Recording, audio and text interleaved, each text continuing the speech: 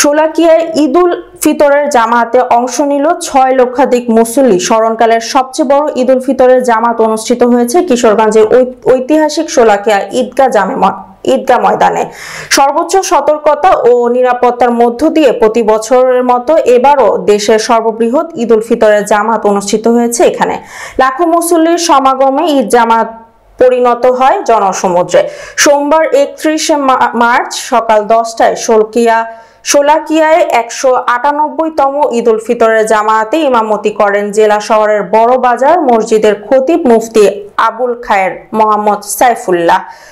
কিশোরগঞ্জের police super Mohammad Hasan Chowdhury বিষয়টি নিশ্চিত করে বলেন, এবারও দেশ বিদেশের প্রায় লাখ মুসল্লি এই ময়দানে একসাথে নামাজ আদায় করেছেন। এবারের ঈদুল ফিতরের জামাতে 6 লক্ষাধিক মুসল্লি অংশগ্রহণ করেন। এই জামাতে স্মরণকালের সবচেয়ে বেশি ধর্মপ্রাণ মুসল্লি অংশগ্রহণ করেছেন।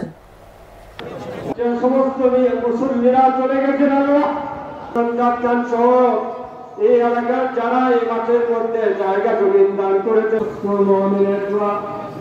মজলুমের জন্য মুস্তাদআফিনের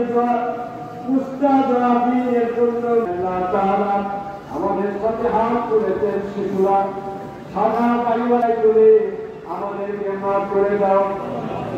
1952 সনের ভাষা আন্দোলনে যারা রক্ত দিলেন, 1971 সনের মুক্তিযুদ্ধে যারা অংশগ্রহণ করলেন, 2024-এর বৈষম্য বিরোধী আন্দোলনে যারা নিহত হলেন, আল্লাহ এই মৃত্যুগুলোকে মান কুতিলা দুনা নাফসিহি ওয়া মালিহি ফাহুয়া শাহীদুন, এই হাদিসের আলোকে এই মৃত্যুগুলোকে তুমি শহীদের মৃত্যুতে পরিণত করে দাও।